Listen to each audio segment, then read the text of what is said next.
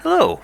Now, it's taking me at least 4 videos to realise I'm Scottish, and I should introduce you to some Scottish foods. So today, we're going to look at morning rolls. They're called morning rolls because they're delivered fresh to shops around the country in the morning, and you have to eat them straight away because they do not keep. I remember dealing with these on my first job in a corner shop when I was 16. They used to cost 11 pence each back in the day, but now they're like 30 pence each, and it's ridiculous. So, you know what we need to do? We need to look at making our own.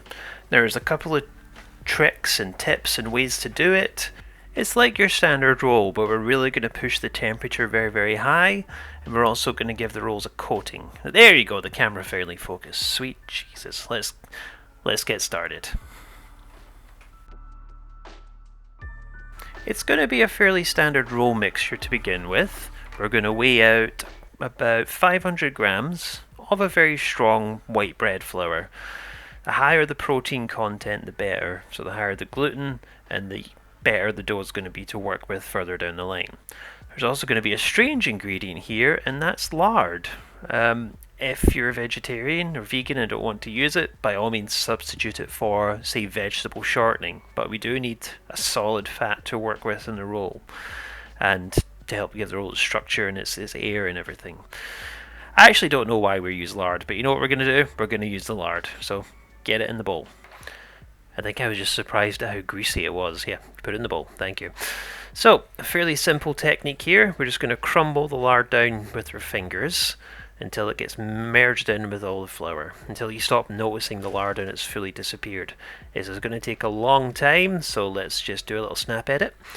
And we're going to mix in about 5 grams of a fast action yeast, along with 10 grams of sugar and 10 grams of salt. I just did the salt and the sugar in the same one, because why does it matter? And just make sure it's fully incorporated and mixed all in. You use a tiny whisk if you happen to own one. Now, I couldn't find a measuring jug, so I'm just using this protein shaker, but this contains 400 milliliters of cold water. One of the few times we're using cold water. So just get it all dumped in there, and please use a spoon. I'm about to make a very foolish mistake here. Also, you can see that at least this time I'm smart enough to sprinkle the flour on the counter beforehand, because last time I had to call in Chloe to do it for me. But use a spoon. I used my fingers. It was not nice. It's a very high hydration dough, and it's going to go all over your fingers, and you're going to have a very bad time. So let's just skip until I've actually got it done properly. Yeah, a little bit of wrestling in the counter here with it, but eventually it did come together, did some cleanup, and there you go. So, it's fully combined. What we're going to do now is let it ferment in the fridge overnight, covered in plastic wrap for at least 12 to 16 hours. It's going to have a very slow rise in the fridge. Don't leave it at room temperature like I did with the sourdough one in a previous video. Here, we're going to want to put it in the fridge to give it a chance to rise slowly. I'm going to do this for the first time ever in a video and go, let's put this one down, and here's one I made earlier, ta-da. So you can see the difference there, that, yes, well done fancy boy, that this one's a lot more smooth, and you can tell it's had its time to rise and proof in the fridge. And so we can work with the dough, we're going to need a special mixture of 50 grams of plain flour and 50 grams of rice flour. This is what you're going to use to lubricate the surface and everything. I don't know what you call when you sprinkle the flour on there. And this is also what we're going to use to coat the rolls. We do this so that they don't burn when we cook them at essentially the highest temperature the oven goes, and if there's any left extra at the end you can always dust it off. So as you can see, I still do not own a dough scraper, so there's all my fingernails scraping it out. That took a long time to get out my fingers. Now, all we're going to do here is just use the rice flour as a marker so we can segment the dough into even chunks. And unfortunately my camera died and I didn't realise, so here we are 30-40 minutes later with a new battery and the lights faded, so pardon me. But this was the end result. You segment the dough into 6 rolls and place them on the tray. You want them to be touching at this stage. That way, after it proves again at room temperature for another 30 to 45 minutes, like this, the rolls will be fully touching together, and that way you'll get that classic morning roll snappability. I'm sure there's a technical term there, but I don't know it. So, after they've been sprinkled, they go in the oven and approximately as high as it can go for 15 to 20 minutes. You have to use a bit of judgment here. So this was my first batch, which, as you can tell, I'm getting really down and investigating here. I think I took them out of the oven a little bit too soon. Ideally, I should have left them a little bit longer. Now, they are very brown on the bottom, but unfortunately these ones ended up a little undercooked in the centre. I may have also gone a bit crazy with the flour on top, so let's see what we can do about that. Nope, that's not going to do it. If you do end up putting too much flour on, you happen to have a pastry brush or something, that's what you want to use just to knock it off. So you can see they do have a nice colour underneath. It's not going to stop them from cooking, it's just going to hopefully slow down any burning, and it does still leave that texture and that crumb on top, which is what morning rolls are famous for.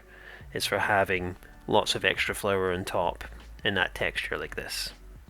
So in terms of how they cooked, as you can see, they cooked in a solid batch, and I was able to snap them apart and everything, which is what you need in morning rolls. Unfortunately, they weren't good on the inside, so we're going to do it again. So completely different camera angle and lighting. Let's get stuck in and see how Greg does with attempt number 2. Same technique, we're getting the coating mixture of the rice flour and the plain flour. We're going to dump that out on the counter, and we're going to get the dough out on there and cut it up into as many sections as you can. Now weirdly this time I only had 5 because I didn't think I was trying too hard, I was trying to do it very quickly.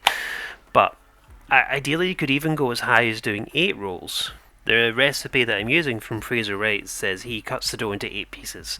And I like his guide here, but don't worry if it's sticky or messy, as these rolls aren't supposed to look perfect. Which I think I got a little bit hung up on the first time we're trying to make it look like a perfect 6 batch. But here I just even ended up with a 5, tried to keep them a little bit bigger, because I even planned to cook them for longer to counteract the problem I had yesterday where I ruined them by undercooking them. And by the time I realised it was too late to put them back into the oven. But it's much the same technique. Cut them into the 8 pieces, make sure they've got a flour coating on them, and leave them at room temperature to proof and rise for another 30 to 40 minutes until they're at least like this, touching in every single angle, and they got a little bit bigger. Oh yeah, and they're wiggly. Well done, Greg. Same technique, they went in the oven at 250 degrees, high as I could get my oven set, and then this time I went the full 20 minutes to make sure they were fully cooked all the way in the centre. Frankly, my oven's a disaster zone and it's probably not even getting that hot anyway. They were a lot more stuck to the tray, and once I finally get them off the tray, eventually, you can see they're a lot more browned on the bottom, but a lot of people like rolls like that. They're well-fired rolls or even very crispy rolls, and these ones were a much better texture in terms of how solid the crust was, and the crumb inside was fully cooked for once, which made a very big difference to it. I brushed off all the extra flour and stuff anyway, because I don't imagine that being very pleasant on the roof of your mouth if you were to eat it. And how does a real Scotsman eat his morning roll? Well, preferred fillings are eggs, tatty scones, bacon, square sausage is the perfect shape for these bad boys. And even I used to subside on these, filled with crisps, every day when I was working at that newsagent job back in the day. Now, I do have a bad habit of when doing these voiceovers that I don't fully read the recipe out to you, so there will naturally be the full recipe down in the description, along with a link to the original source that I used for this, just so you don't think I invented this recipe, because I didn't have a clue how to make these. I had to look it up. But these ones I just enjoyed toasted with some butter. We had them with soup the next day and they were still nice, because I just made them very late at the night before and they were still decently fresh in the morning. But ideally with these ones you want to eat them as soon as you can. I even was very proud of these ones and brought Chloe in to show them off. And next time we'll be back with another Scottish recipe that's bad for you. Well, these aren't too bad for you, but the next one definitely is. We're going to be making butteries, which you can't even get around these parts in Glasgow anyway, so if you want them, you have to make them. So, thanks for watching everybody. We'll see you next time, and let's see if Ollie likes them as well.